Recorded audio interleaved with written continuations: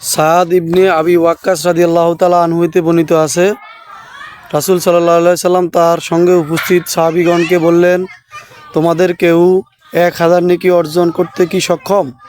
উপস্থিত লোকজন প্রশ্ন করলেন, আমাদের একজন কিভাবে 1000 নেকি অর্জন করবে? তিনি বললেন, তোমাদের কেউ 100 বার তাসবিহ সুবহানাল্লাহ পাঠ করলে তার আমলনামায় 1000 নেকি লিপিবদ্ধ করা হইবে এবং তার 1000 অপরাধ বা গুনাহ ক্ষমা করা হইবে। হাদিসটি তিরমিজিতে 3663, সহিহ মুসলিমে 8ম খণ্ডে 71 নম্বরে রয়েছে। জাবির রাদিয়াল্লাহু তাআলা আনহু হইতে বর্ণিত আছে, নবী সাল্লাল্লাহু আলাইহি সাল্লাম বলেছেন, যে লোক ও বলে সুবহানাল্লাহি আজিম ওয়া বিহামদিহি, আমি মহান আল্লাহ তাআলার প্রশংসা সহকারে পবিত্রতা ঘোষণা করছি, জান্নাতে তার জন্য একটু ও খেজুর গাছ লাগানো হয়। হাদিসটি তিরমিজিতে 3665 নম্বরে রয়েছে।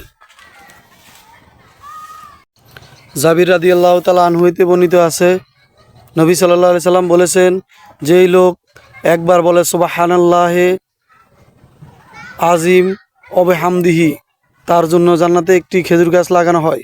হাদিসটি তিরমিজিতে 3666 এবং রাউজুন নাজির কিতাবে 243 নম্বরে রয়েছে। আবু হুরায়রা রাদিয়াল্লাহু তাআলা আনহু হতে বর্ণিত আছে, তিনি বলেন, সাহাবাগণ তাদের বাগানে সর্বপ্রথম পাকা ফল দেখলে তা রাসূল সাল্লাল্লাহু আলাইহি সাল্লামের কাছে হাদিয়া স্বরূপ নিয়ে আসতো।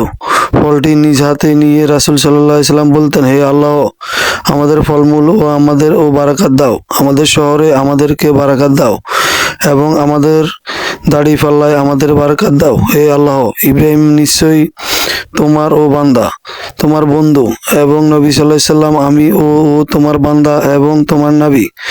তোমার নিকট তিনি ও মক্কা ভূমির জন্য ও দোয়া করেছিলেন। তোমার নিকট আমি ও মদিনার জন্য দোয়া করছি, যেভাবে তিনি মক্কার জন্য তোমার নিকট দোয়া করেছিলেন।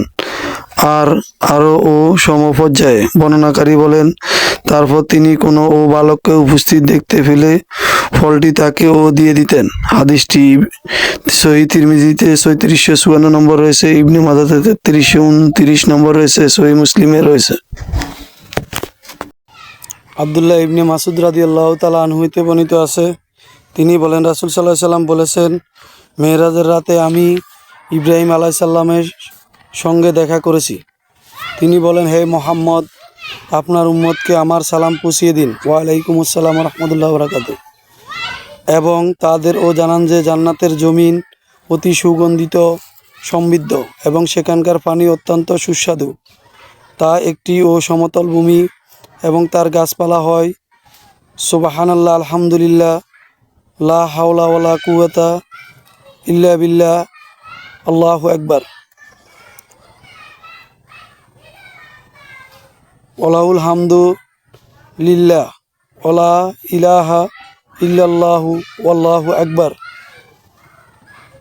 হাদিসটি তিরমিজিতে